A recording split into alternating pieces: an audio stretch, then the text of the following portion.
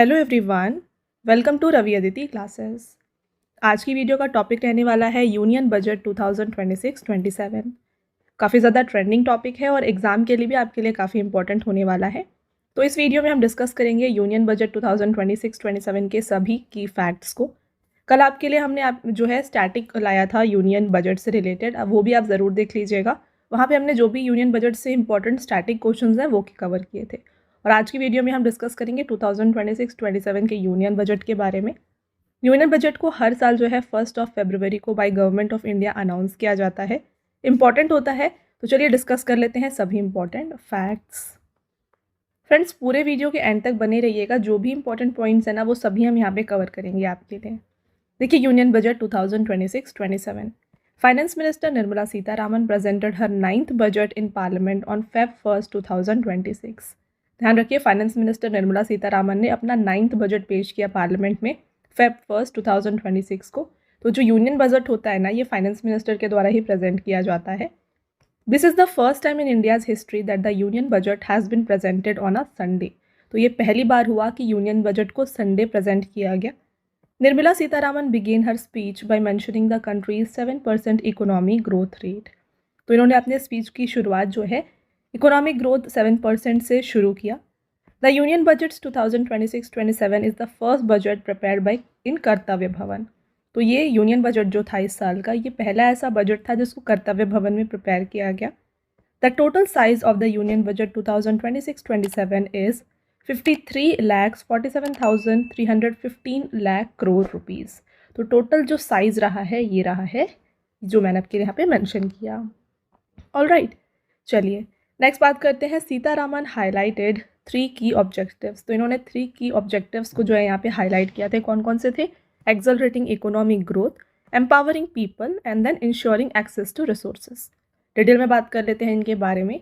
Accelerating economic growth, ensuring sustained economic growth by enhancing productivity and competitiveness while also building resilience in volatile global conditions. इसके बाद इन्होंने बात की empowering people, तो fulfilling people's aspiration and building their capabilities so that they can become empowered participants in India's prosperity. Right? Next बात करेंगे ensuring access to resources, ensuring that every family, community, region and segment of society has equitable access to resources and opportunity. तो इन्होंने यहाँ पे ये 3 की objectives के बारे में बात किया। नेक्स्ट बात कर लेते हैं। यहाँ पे देखिए, the finance minister announced a 10,000 crore container manufacturing scheme. यहाँ पे इन्होंने कंटेनर मैन्युफैक्चरिंग स्कीम की जो है अनाउंसमेंट की, जिसकी लागत होने वाली है 10,000 करोड़। इन view of persistent shortage of containers and dependence on China, Sitharaman has announced 10,000 crore container manufacturing scheme. ठीक है, तो यहाँ पे क्योंकि कंटेनर्स की शॉर्टेज है और इसके लिए डिपेंड होना पड़ता है चाइना पे, इसीलिए जो है ये मैन्युफैक्चरिंग स्कीम की अनाउंसमेंट की गई। Restructuring of power finance corporation and rural electrification corporation. देखिए, the restructuring of PFC and REC have been proposed with the objective of bringing about significant expansion and efficiency in these public sector non-banking financial companies. तो यहाँ पे जो power finance corporation है and rural electrification corporation है, इन्हें कहा गया है कि रीस्ट्रक्चर किया जाएगा। Finance minister Sitharaman has described this restructuring as the first step in this direction. तो इसे जो है रीस्ट्रक्चर किया जाएगा और इसको और बढ़ाने के लिए जो है इसके एक्सपेंशन में जो है ये पहला स्टेप है कि इसे रीस्ट्रक्चर किया जा रहा है। Next, the overall investment limit for individual residing outside India has been increase to 24%। तो जो भी NRIs होते हैं, जो बाहर रहते हैं, आउटसाइड इंडियाज़ रहते हैं, तो उन्हें जो है फ्रेंड्स यहाँ पे इन्वेस्टमेंट लिमिट इनकी इंक्रीज करके 24% कर दी गई है। ओवरऑल इन्वेस्टमेंट लिमिट की बात करें, the overall investment limit under the portfolio investment scheme for non-resident Indias is proposed to be increased from 10 to 24%. Individual investment limit की बात करें तो अगर each individual can now invest up to 10% instead of 5%। तो इससे पहले इसकी limit 5% थी, इसे इंक्रीज करके 10% कर दिया गया है। स्टेट्स एलोकेटेड, तो यहाँ पे स्टेट्स को एलोकेट किया गया 1.4 lakh crore. Finance minister Sitharaman has announced allocation of 1.4 lakh crore to states as Finance Commission grants for 2026-27 as per the recommendation of the 16th Finance Commission। तो states को जो है अनाउंस किया गया है एलोकेशन ऑफ 1.4 लाख करोड़, और ये रिकमेंडेशन किया गया है 16th फाइनेंस कमीशन के द्वारा। नेक्स्ट जो इंपॉर्टेंट यहाँ पे हाईलाइट था, इसकी बात करें, tax exemption for any foreign company providing cloud services until 2047। तो जो भी फॉरेन कंपनीज है जो क्लाउड सर्विसेज प्रोवाइड कर रही हैं, इन्हें टैक्स हॉलिडे दिया गया है till 2047। To promote investment in data centers, the government has proposed a tax exemption until 2047 for any company, foreign company, providing cloud services to customers globally from data centers located in India. All right. Next बात कर लेते हैं security transaction tax to be increased on futures and options. है क्या, इसके बारे में बात करें डिटेल में। Finance minister Sitharaman has announced an increase in the securities transaction tax on future contracts from the current 0.02% to 0.05%। तो ये जो सिक्योरिटी ट्रांजैक्शन टैक्स है, इसे इंक्रीज़ किया गया। पहले ये 0.02% था, इसे 0.05% किया गया है।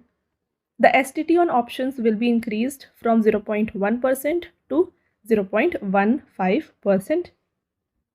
तो ऑप्शंस के लिए इसे इंक्रीज़ किया गया है 0.1 से 0.15 तक। एंड देन STT और एक्सरसाइज ऑफ ऑप्शंस इंक्रीज किया गया है 0.125 से 0.15% तक। तो ये पॉइंट आपके लिए काफ़ी इंपॉर्टेंट है, डबल स्टार ज़रूर कर लें। चलिए नेक्स्ट बात करते हैं यहाँ पे, proposal to tax share buybacks as capital gains for all types of share holders.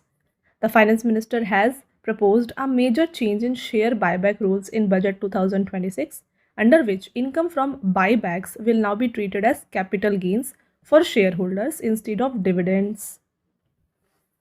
This will be effective from April 1, 2026 to prevent misuse of tax benefits. An additional buyback tax of 22% to 30% will be levied on promoters.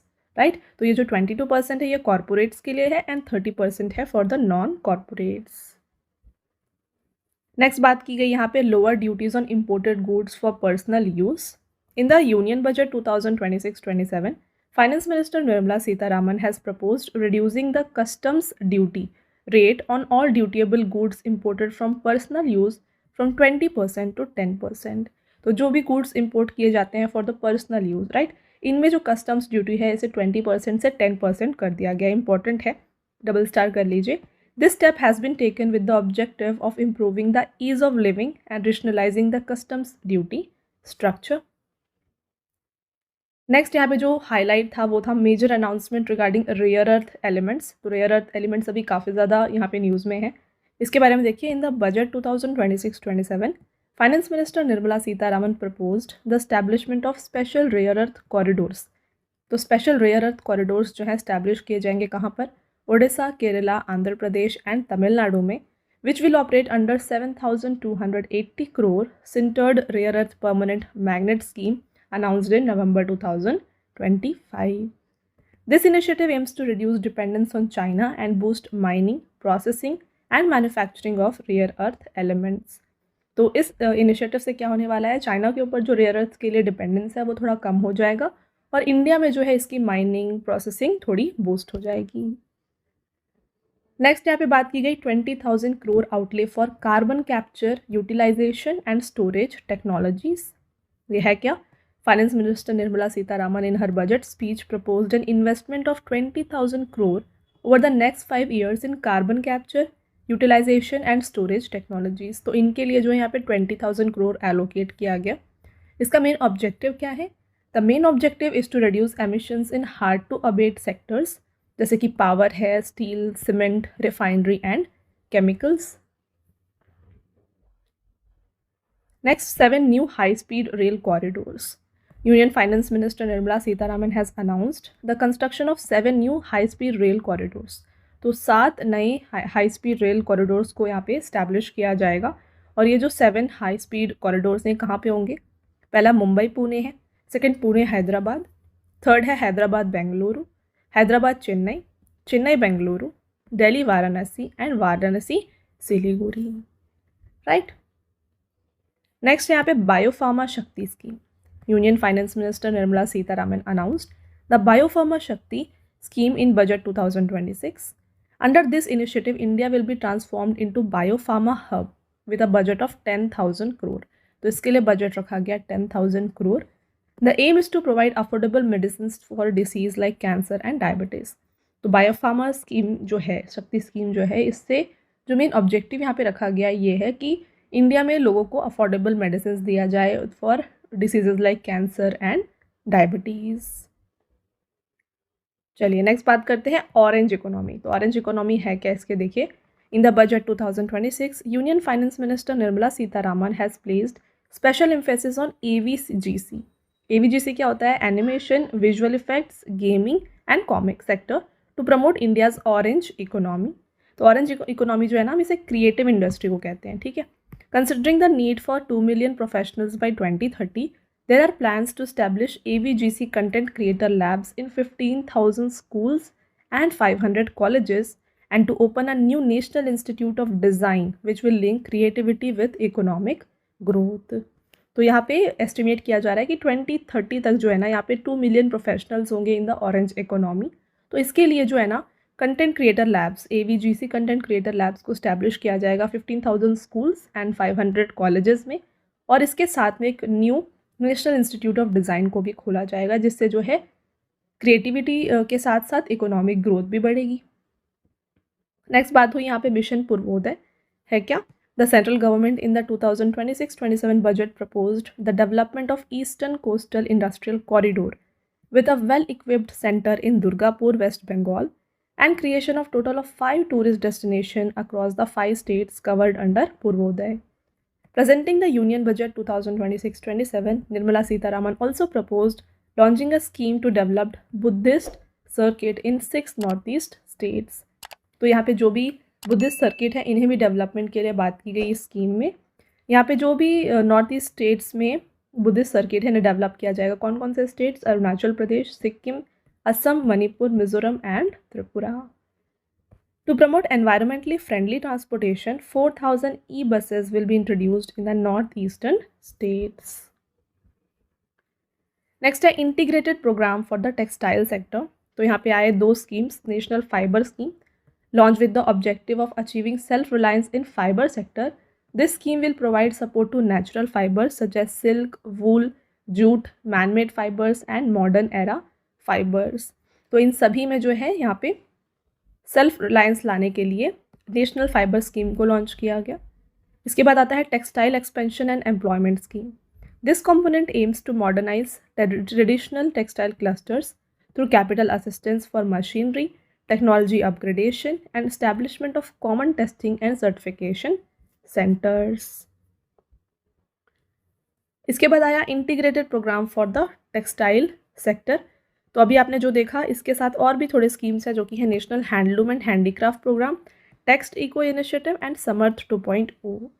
तो existing schemes for handloom and handicraft will be consolidated and strengthened under the integrated national program to ensure targeted and effective support to weavers and artisans, thereby improving their income.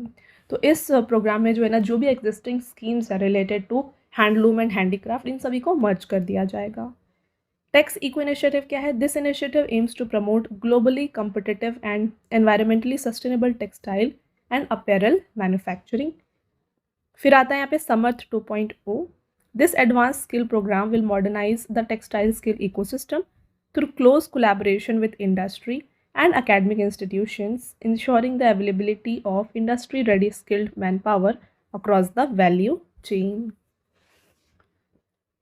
Next बात करते हैं Mahatma Gandhi Gram Swaraj initiative. Very very important initiative will be launched to strengthen khadi, handloom and handicraft.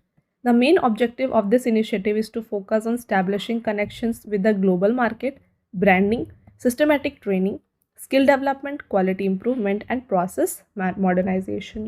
तो देखिए, khadi industry को थोड़ा और develop करने के लिए जो है यहाँ पे महात्मा गांधी ग्राम स्वराज इनिशिएटिव को लॉन्च किया गया। इसके बाद बात करें boosting battery manufacturing. The union budget 2026-27 proposes to extend the basic customs duty exemption on import of capital goods used in manufacturing of lithium ion cells and battery energy storage systems. This decision aims to promote domestic battery manufacturing and reduce the cost of electric vehicles. 17 medicines exempted from basic customs duty. In the major relief for cancer patients, the Union Budget 2026-27 has completely eliminated the basic customs duty on 17 key cancer drugs, जिसमें से हैं ribociclib and then venetoclax. This decision has been taken to reduce the treatment cost of these medicines and make them more affordable. All right. Next देखेंगे यहाँ पे proposal for small and medium industry development. Union Finance Minister Nirmala Sitharaman announced a major stimulus in Union Budget 2026-27 to boost small and medium enterprises and manufacturing sector, unveiling a 10,000 crore fund to create champion SMEs and an additional 4,000 crore for the Atmanirbhar Bharat Fund. तो यहाँ पे 10,000 crore fund के साथ साथ एक new 4,000 crore fund भी दिया गया है फॉर द आत्मनिर्भर भारत फंड. नेक्स्ट बात करें public capital expenditure increased. In the union budget finance minister Nirmala Sitharaman announced an increase in public capital expenditure from 11.2 lakh crore to 12.2 lakh crore to accelerate infrastructure development. This increase is specifically focused on strengthening infrastructure and creating employment opportunities, particularly in Tier 2 and Tier 3 cities. Next बात की गई construction of hostels for girls. In the Union Budget 2026-27, Finance Minister Nirmala Sitharaman announced the construction of girls' hostel in each district to address the challenges faced by female students in higher education and STEM. STEM क्या है? Science, Technology, Engineering and Mathematics Institution. इसके बाद announce किया गया खेलो India mission. Union Finance Minister Nirmala Sitharaman has announced the Khelo India mission for the next 10 years in the Union Budget 2026-27. The mission aims to make India a global sporting powerhouse, nurturing sporting talent, establish modern training centers, develop coaches and boost the sports economy. All right. Then next आता है foreign travel package. Finance Minister Nirmala Sitharaman said the TDS rate on foreign travel packages has been reduced to 2% from the current 5 and 20%. तो जो भी foreign travel packages होते हैं उसमें current TDS होता है 5 and 20%, इसे डिक्रीज करके 2% कर दिया गया है. All right. तो फ्रेंड्स ये हो गए कुछ की highlights related to union budget 2026. I hope आपको हर एक पॉइंट यहाँ पे क्लियर हो गया है. अब चलिए डिस्कस कर लेते हैं स्टैटिक बजट, क्योंकि ये भी एग्जाम के लिए काफ़ी इंपॉर्टेंट है. ऑलरेडी डिटेल्ड वीडियो आपके लिए अपलोडेड है चैनल में, कल ही आई हुई है, बट इसमें हम यहाँ थोड़ा जो है ना इसे जस्ट रिवाइज करेंगे ब्रीफ में. ठीक है. तो देखिए what is the union budget. तो यूनियन बजट क्या होता है? The union budget is a annual financial statement. ये एनुअल फाइनेंशियल स्टेटमेंट होता है गवर्नमेंट ऑफ इंडिया को, जिसमें कंप्लीट अकाउंट होता है गवर्नमेंट के इनकम और एक्सपेंडिचर का एक पर्टिकुलर ईयर का. ओके. और जो बजट वर्ड है ये कहाँ से आया है, कहाँ से डिराइव किया गया है? तो फ्रेंच वर्ड है बॉगेट. तो इससे जो है बजट वर्ड को डिराइव किया गया है बॉगेट. इसका मीनिंग होता है लेदर बैग. प्रेजेंटर की बात करें तो बजट को हर साल फाइनेंस मिनिस्टर जो भी करंट होते हैं उनके द्वारा प्रेजेंट किया जाता है. इस साल फाइनेंस मिनिस्टर निर्मला सीतारामन है, इन्होंने इसे प्रेजेंट किया. नेक्स्ट बात करें कब इसे प्रेजेंट किया जाता है, डेट. तो ये Feb 1 को प्रेजेंट किया जाता है. Under article 112 of the Indian constitution it is referred to as annual financial statement. ध्यान रखिए फ्रेंड्स, कॉन्स्टिट्यूशन में बजट वर्ड यूज़ नहीं होता है, उसकी जगह पर एनुअल फाइनेंशियल स्टेटमेंट होता है. It is prepared by department of economic affairs of the ministry of finance under the guidance of chief economic adviser. All right. Next बात करते हैं हिस्ट्री ऑफ बजट. तो जो इंडिया का पहला बजट है ये April 7, 1860 को प्रेजेंट किया गया था बाय जेम्स विल्सन, जो कि उस समय फाइनेंस मिनिस्टर थे ब्रिटिश गवर्नमेंट के, और इसीलिए जेम्स विल्सन को father of the Indian budget system कहा जाता है. जब जेम्स विल्सन ने यहाँ पे बजट को प्रेजेंट किया था ना, उस समय गवर्नर जनरल थे Lord Canning. Okay. After India became a republic in 1950. तो इंडिया जब रिपब्लिक हुआ 1950 में, जो पहला बजट था ये प्रेजेंट किया था जॉन मथाई ने. देन बात करें जब इंडिया इंडिपेंडेंट हुआ था उसके बाद पहला बजट पेश किया गया था नवंबर 26, 1947 को. उस समय के पहले जो और हमारे पहले finance minister R.K. Shanmugam Chetty के द्वारा. All right. नेक्स्ट आता है यहाँ पे before 1955 and 56 the budget was printed only in English but the then finance minister C D. Deshmukh started having it printed in both Hindi and English. तो पहले सिर्फ इसे इंग्लिश में प्रिंट किया जाता था, अभी इसे हिंदी एंड इंग्लिश दोनों में प्रिंट किया जाता है आफ्टर 1955-56 बजट। ब्लैक बजट कौन सा था? तो ब्लैक बजट था 1973-74 का बजट, क्योंकि इस बजट में जो है ना 550 करोड़ का डेफिसिट दिखाया गया था। नेक्स्ट आता है द हिस्टोरिक 1991 बजट। तो ये हिस्टोरिक क्यों है? इसे प्रेजेंट किया था डॉक्टर मनमोहन सिंह ने, और इससे जो है ना यहाँ पे लिबरलाइजेशन ओपन हो गया था इंडियन इकोनॉमी में। नेक्स्ट आता है यहाँ पे पॉइंट देखिए, former prime minister Morarji Desai holds the record for presenting the budget the most number of times, a total of 10 times. तो अभी तक सबसे ज़्यादा जो बजट है ये पेश किया गया है मोरारजी देसाई के द्वारा, जो कि है 10 times. Until 1999, the budget was presented at 5 p.m. but Yashwant Sinha changed it to 11 a.m. Timing की बात करें तो 1999 से पहले जो है ये 5 p.m. को यहाँ पे प्रेजेंट किया जाता था, इसके बाद इसे चेंज करके 11 a.m. कर दिया गया। डेट की चेंज कब हुई है? 2017 तक तो जो है ये Feb 28 को प्रेजेंट किया जाता था, बट अरुण जेटली ने जो है इसे चेंज किया था डेट, और ये हो गया है Feb 1। राइट। नेक्स्ट आता है merger of railway budget. In 2017 the 92-year-old tradition was ended when the railway budget was merged with the central budget. तो देखिए 2017 में railway budget and central budget को मर्ज कर दिया गया, इससे पहले ये दोनों सेपरेट आते थे। In the paperless budget of 2021-22 Nirmala Sitharaman presented the budget digitally via the tablet for the first time, replacing the ledger. तो सबसे पहला जो पेपरलेस बजट था ये था 2021-22 का, जो कि प्रेजेंट किया गया था निर्मला सीतारामन के द्वारा। Nirmala Sitharaman became the first female finance minister to present the budget 9 consecutive times in 2026। तो निर्मला सीतारामन पहली फीमेल फाइनेंस मिनिस्टर है जिन्होंने 9 बार लगातार जो है बजट को पेश किया है। Next, the budget is prepared by Union Finance Minister along with Finance Secretary, Revenue Secretary, Government's Chief Economic Advisor and the Tax Research Unit of the Revenue Department। तो ये सभी combined जो हैं बजट को प्रिपेयर करते हैं। According to the Constitution, the budget must be passed by Parliament within 75 days of its presentation। तो budget के प्रेजेंटेशन के 75 डेज तक जो है मस्ट होता है कि इसे पार्लियामेंट में पास कर दिया जाना चाहिए। एक्वर्थ कमेटी क्या है? During the British era, considering the importance of railway, the railway budget was separated from general budget. 1924 में जो है रेलवे बजट को और जो नॉर्मल जनरल बजट होता है इससे सेपरेट कर दिया गया था। ये कौन सी कमेटी ने किया था? एक्वर्थ कमेटी ने किया था। इसके बाद आया विवेक देबरॉय कमेटी जो 2017 में, इन्होंने जो है again railway budget and general budget को मर्ज कर दिया। ओके, अब बात कर लेते हैं टाइप्स ऑफ बजट। देखिए 3 टाइप्स ऑफ बजट होते हैं, balance budget, surplus budget and deficit budget. Balance budget क्या होता है?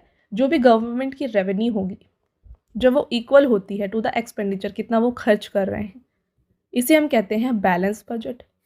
सरप्लस बजट क्या होता है? जब गवर्नमेंट की रेवेन्यू ज़्यादा है और एक्सपेंसेस कम है, ठीक है, इसे हम कहते हैं सरप्लस बजट। और डेफिसिट बजट क्या होता है? जब रेवेन्यू जितनी है उससे ज़्यादा खर्च हो रहा है, राइट, तो इसे हम कहते हैं डेफिसिट बजट, क्योंकि वहाँ पर कमी आती है रेवेन्यू की। ऑल राइट, तो ये हो गया friends 3 types of budget. I hope आपको सभी पॉइंट्स यहाँ पे क्लियर हो गए हैं। तो यहाँ पे हमने ब्रीफ में स्ट्रैटेजी के भी कवर कर लिया रिलेटेड टू यूनियन बजट। तो आई होप आपको हर एक पॉइंट यहाँ पर क्लियर है।